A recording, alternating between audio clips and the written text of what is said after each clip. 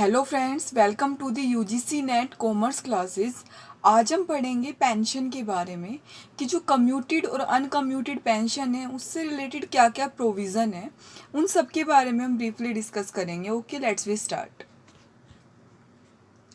देखो, अगर जनरली अगर हम बात करें, जो टैक्स पेयर कौन होते हैं? एम्प्लॉयज़, ठीक है। And is are employer together contribute to the annuity fund of the employees, ठीक है। तो this annuity fund then pays a pension to the employees when the employees retire. तो they have two option receive a monthly pension और receive a certain amount as a lump sum such as a payment in advance. देखो, जब employ retire होता है तो उसके पास दो option रहते हैं कि या तो वो एक साथ जो एक कम्यूटेड फॉर्म में ले ले, ठीक है, या फिर क्या होता है एक मतलब मंथली पेंशन ले लें, ठीक है। तो इनके बारे में हम बात करेंगे, इनसे इन दोनों के क्या क्या प्रोविज़न है, ठीक है। The advance lump sum payment of pension is known as commuted pension, यानी आपने एक साथ ले ली तो उसको हम बोलते हैं commuted pension. The monthly pension that one receive from the annuity fund is uncommuted pension, यानी जो अपने एनविटी फंड में से जो मंथली पेंशन लेता है तो उसको हम क्या बोलेंगे? Uncommuted pension. As per the tax law the uncommuted pension is fully taxable. अगर हम टैक्स लॉ की बात करें तो जो अनकम्यूटेड पेंशन है, ठीक है, अनकम्यूटेड पेंशन है वो फुल्ली टैक्सेबल है। अनकम्यूटेड पेंशन यानी जो आप मंथली पेंशन ले रहे हो वो क्या है? फुल्ली टैक्सेबल है। But the commuted pension can avail tax exemption in some cases. लेकिन कम्यूटेड पेंशन होते हैं उस केस के अंदर आपको कुछ टैक्स एग्जम्पशन मिलते हैं, जिसके बारे में हम पढ़ेंगे। Taxability of a commuted pension, ठीक है। The tax treatment of a commuted pension is as follow. The commuted pension is fully exempt from the income tax for government employ. एक बात याद रखना, देखो कुछ केस के अंदर है ये टैक्सेबल, मतलब कुछ केस के अंदर है ये, ठीक है। लेकिन जो अगर गवर्नमेंट एम्प्लॉय के केस के अंदर क्या है? फुल्ली एग्जम्प्ट है, मतलब यहाँ पर उनको टैक्स फ्री है। गवर्नमेंट एम्प्लॉय के केस के अंदर जो tax treatment of the commuted pension as follow.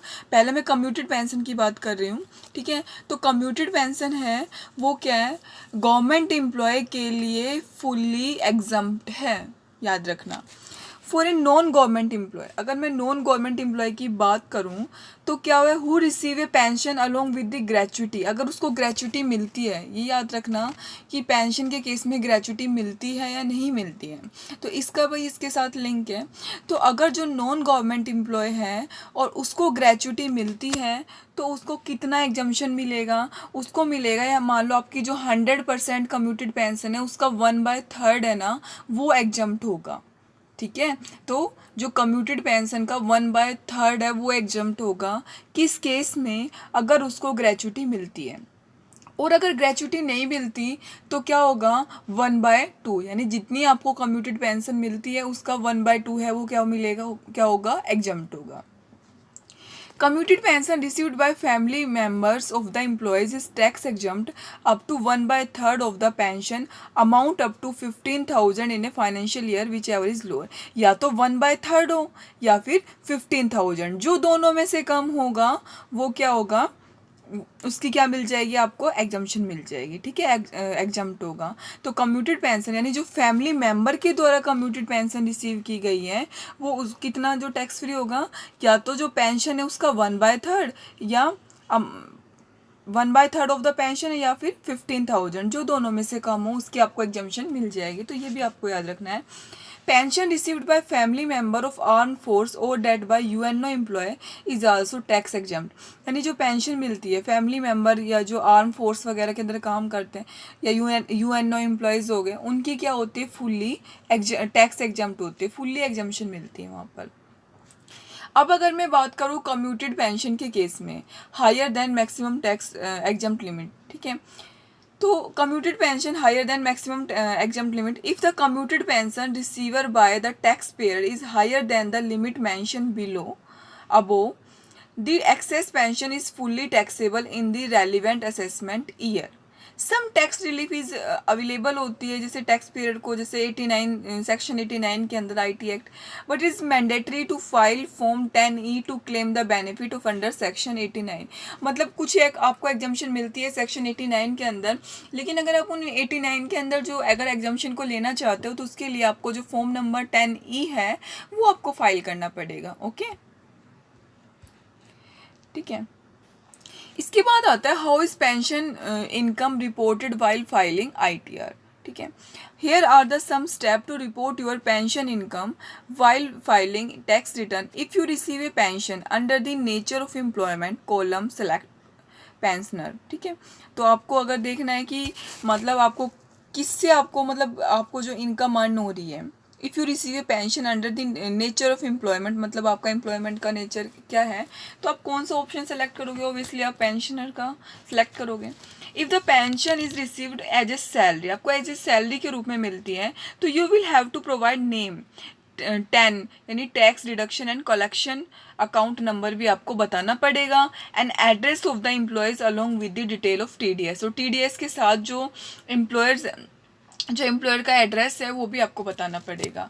If a certain amount of the pension is tax exempt, the same should be reported as a commuted pension and the rest should be entered salary. देखो अगर मान लो certain amount है वो tax exempt है, ठीक है, तो same should be reported as a commuted pension, तो उसका बाकी उस जो जितना हिस्सा जो टैक्स एग्जम्प्ट है उसको कम्यूटेड पेंशन मान लेंगे, और बाकी का जो बचा हुआ है उसको किसके अंदर एंट्री कर देंगे, salary under section 17(1) as a annuity pension के रूप में। ठीक है,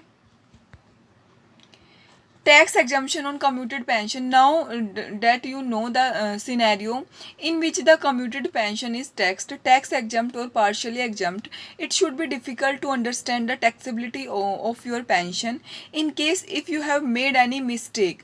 अगर मान लो, देखो अगर आपने मान लो कोई मिस्टेक कर दी, क्योंकि अगर मतलब तो अगर मान लो आपने कोई मिस्टेक कर दी पेंशन वगैरह के अंदर, टैक्सेबिलिटी के अंदर, तो reporting your pension you have also report A file A revise return under section 139(5). देखो यहाँ से आपको एक क्वेश्चन और इम्पोर्टेंट बन रहा है कि इससे आपको पता चल रहा है जो रिवाइज रिटर्न होती है ना, रिवाइज रिटर्न फाइल करने का सेक्शन कौन सा है, 139(5) है। इससे आपको ये और क्लियर हो गया। ठीक है, जो रिवाइज रिटर्न है, अगर मान लो रिवाइज रिटर्न फाइल करनी पड़ती है तो उसका सेक्शन होता है 139(5) है।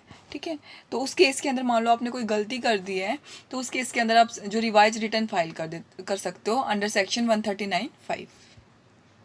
ठीक है, तो ये था आपका जो टैक्स एग्जम्पशन। ठीक है, तो आपने देखा जो अगर हम मेन बात करें तो हमने ही देखा कि जो अगर हम बात करें कम्यूटेड पेंशन के केस के अंदर, देखो the advance lump sum payment of pension is known as commuted pension and the monthly pension that one receive from the annuity fund is uncommuted pension. ठीक है, तो आपने इससे पता चली यानी जो मंथली होती है वो क्या होती है, अनकम्यूटेड पेंशन होती है।